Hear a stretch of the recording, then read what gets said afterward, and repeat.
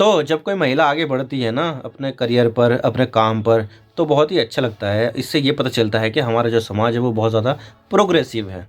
लेकिन जब कोई महिला इतना ज़्यादा कामयाब हो जाती है, लेकिन फिर उस कामयाबी को वो पचा नहीं पाती है और कभी-कभी ऐसा कर देती है कि भाई बहुत ज़्यादा स्कैम कर देती है, फ्रॉड कर देती है। मैं यहाँ पर बात कर रहा हूँ चंदा कोचर की। ये आईसीआईसीआई बैंक की सीईओ और एमडी रह चुकी है, लेकिन जब ये सीईओ थी तब उन्होंने यहाँ पर बहुत ज़्यादा फ्रॉड किया है। और ये बात थी वीडियोकॉन लोन को लेकर, जहाँ पर इन्होंने ऐसा फ्रॉड किया कि भाई लोन तो दिया, लेकिन जो लोन देने की जो शर्तें थी, जो रूल्स एंड रेगुलेशन थे, उसको फॉलो ही नहीं किया और यहाँ पर लोन दे दिया और इससे अपने जो पति है उनकी कंपनी को भी फ़ायदा पहुँचा है। तो आज इसके बारे में पूरी डिटेल के साथ बात करते हैं कि क्या है ये चंदा कोचर का मामला और क्या है ये वीडियोकॉन लोन डील। लेकिन उससे पहले अगर आप चैनल पर नए हो तो चैनल को ज़रूर सब्सक्राइब कीजिए और बेल आइकन को दबा दीजिए ताकि आपको हमारी लेटेस्ट वीडियो सबसे पहले देखने को मिले। तो चलिए वीडियो का आगाज़ करते हैं। तो द इंडियन एक्सप्रेस का आर्टिकल है, former ICICI bank CEO and MD Chanda Kochhar और उनके husband Deepak Kochhar arrested in Videocon loan case. Indian Express का आर्टिकल है ये। और इसी तरह यहाँ पर एबीपी लाइव का भी 24 दिसंबर का आर्टिकल है, Videocon loan case CBI gets 3 day custody of Chanda Kochhar and Deepak Kochhar. यानी कि यहाँ पर दोनों को अरेस्ट कर लिया गया। एक तीसरे शख्स को भी अरेस्ट किया गया, वो उसके बारे में मैं आगे बताऊँगा आपको। तो बात करते हैं कि मामला क्या और हम इसकी बात क्यों कर रहे हैं। तो देखिए, जब भी कभी कोई महिला आगे बढ़ती है तो उसे देखकर ऐसा लगता है कि दुनिया काफ़ी ज़्यादा प्रोग्रेस कर रही है और महिलाओं के मामले में और ज़्यादा अच्छा हो रहा है। और ये है चंदा कोचर और ये जो साइड में है ये उनके हस्बैंड है दीपक कोचर। देश के सबसे बड़े लैंडर बैंक आईसीआईसीआई बैंक की सीईओ और एमडी रह चुकी हैं। अभी नहीं है, ये पहले रह चुकी हैं। ये अपने आप में एक काफ़ी बड़ी अचीवमेंट है जो चंदा कोचर ने हासिल की है। और इसे देखकर मुझे ये एहसास होता था कि महिलाओं को चंदा कोचर से इंस्पिरेशन लेनी चाहिए, लेकिन जो ऊपर ऊपर से दिखता है वो असल में सच नहीं होता है। और आईसीआईसीआई बैंक के सीईओ पद पर बने रहने के दौरान इन्होंने लोन को लेकर काफ़ी ज़्यादा फ्रॉड किया और अपने पद का गलत फ़ायदा उठाया।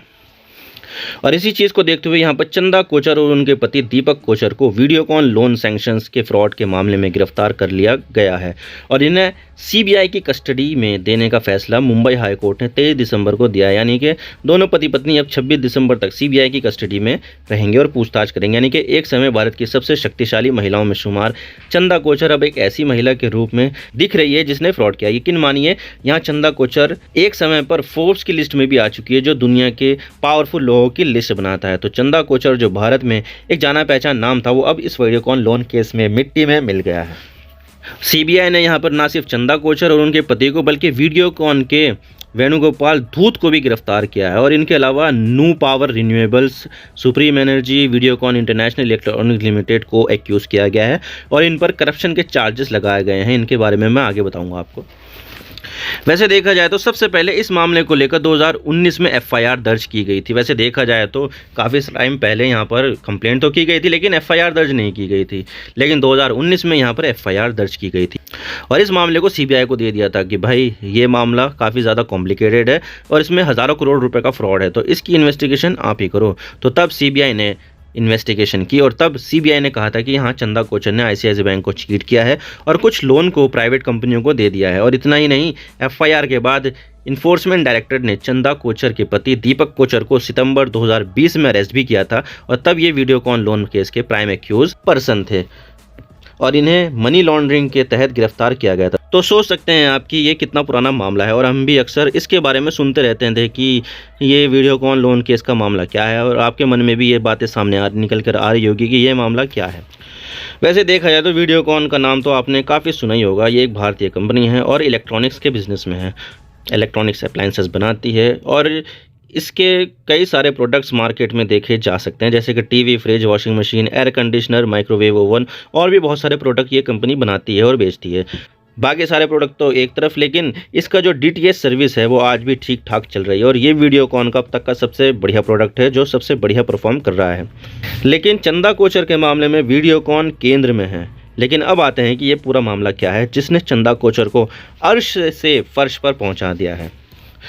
तो जब यहाँ पर चंदा कोचर बैंक की सीईओ और एमडी थी तो तब वीडियोकॉन को 3,250 करोड़ रुपए का लोन दिया गया था और उस समय वेणुगोपाल धूत वीडियोकॉन को लीड कर रहे थे और ये मामला 2009 से लेकर 2012 तक का है। वैसे देखा जाए तो चंदा कोचर 2009 से लेकर 2018 तक बैंक की सीईओ थी और उन्होंने आईसीआईसीआई बैंक को as a junior officer join किया था, जो बाद में सभी को पीछे छोड़ते हुए बैंक की सबसे बड़ी पोस्ट सीईओ पर पहुंची थी। और इसी दौरान लगभग 2009 और 2012 के आसपास वेणुगोपाल की कंपनी वीडियोकॉन ने आईसीआईसीआई बैंक से लोन लेने के लिए 18 बार अप्लाई किया कि भाई हमें लोन दे दीजिए, हमें अपना बिजनेस आगे बढ़ाना है, इसको स्केल करना है। तो उन 28 प्रपोजल में से 8 को इन्होंने पास कर दिया और हर प्रपोजल अलग अलग लोन अमाउंट का था और इसके अलावा 4 और लोन को उन्होंने पास कर दिया। आपके मन में भी यही सवाल आ रहा होगा कि ऐसा तो हर बैंक करती है, लोगों का पैसा जमा करती है और उन पैसों से लोन दे देती है और उस लोन देने पर बैंक ब्याज कमाती है और इसी से ही उनका बिजनेस चलता है और यही बैंक का कोर बिजनेस भी है और सभी बैंक इसी बिजनेस मॉडल पर चलते हैं। तो प्रॉब्लम क्या है यहाँ पर?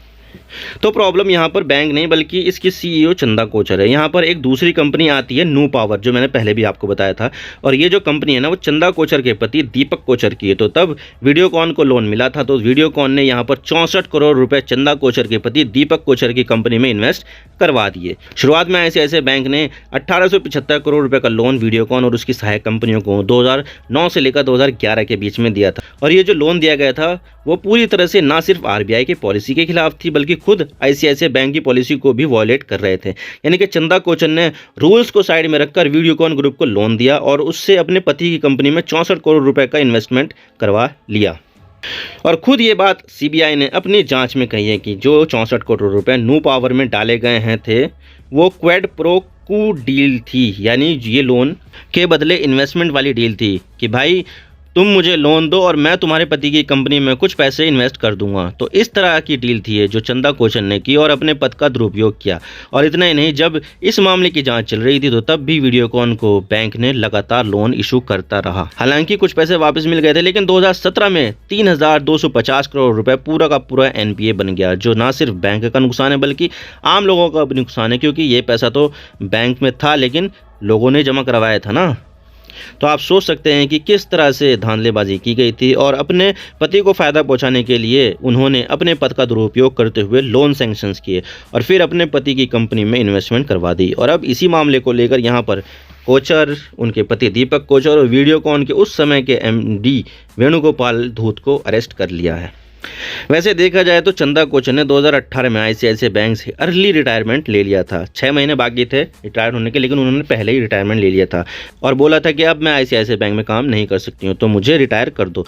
तो आईसीआईसीआई के बोर्ड ने भी उन्हें रिटायर कर दिया। वैसे देखा जाए तो रिटायर होने के बाद उन्हें आईसीआईसीआई बैंक के 6,90,000 share as a retirement benefit में मिले भी थे। लेकिन उस समय आईसीआईसीआई बैंक को जो वीडियोकॉन लोन केस है ना उसके बारे में कोई जानकारी नहीं थी, तो उन्होंने यहाँ पर शेयर्स भी इशू कर दिए थे। लेकिन जब बाद में इसकी कंप्लेंट की गई थी तो तब आईसीआईसीआई बैंक ने उन्हें टर्मिनेट कर दिया। और जब कोई रिटायर होता है तो उसको रिटायरमेंट बेनिफिट मिलता है, लेकिन जब कोई आपको टर्मिनेट कर दे तो तब आपको कोई बेनिफिट नहीं मिलता है। तो ऐसे में चंदा कोचर कोर्ट चली गई कि भाई मुझे यहाँ पर टर्मिनेट किया गया है, जिससे मेरा जो रिटायरमेंट बेनिफिट है वो रोक लिया गया है कि भाई मेरा जो रिटायरमेंट बेनिफिट है वो वापस दिलवाओ। और उन्होंने यहाँ पर बॉम्बे हाई कोर्ट में अपील दायर कर दी। लेकिन यहाँ पर आईसीआईसीआई बैंक के टर्मिनेशन के फैसले को हाई कोर्ट ने वैलिड कर दिया और बोला कि ये फैसला पूरी तरह से वैलिड है और आपको जो रिटायरमेंट बेनिफिट के रूप में जो शेयर्स मिले गए थे वो वापस लिए जाते हैं। तो इस तरह से चंदा कोचर अर्श से लेकर फर्श पर आ गई, लेकिन अभी कोई फैसला नहीं आया है। अब आगे क्या होता है ये तो आने वाला वक्त ही बताएगा। आप मेरे इंस्टाग्राम पर भी जुड़ सकते हो। आप सिंपली जाइए इंस्टाग्राम में और सर्च कीजिए I_Imran सिद्दीकी और आप मुझे फॉलो कर सकते हैं। इसके अलावा आप मुझे ट्विटर पर भी फॉलो कर सकते हैं, यहाँ पर भी सेम ही यूज़र नेम है I_Imran सिद्दीकी। तो दीजिए मुझे इजाज़त, मैं मिलता हूँ आपसे नेक्स्ट वीडियो में। अगर आपको वीडियो थोड़ी सी भी पसंद आए तो चैनल को ज़रूर सब्सक्राइब कीजिए। Thank you for watching. I really appreciate your precious time. God bless you all. Now signing off.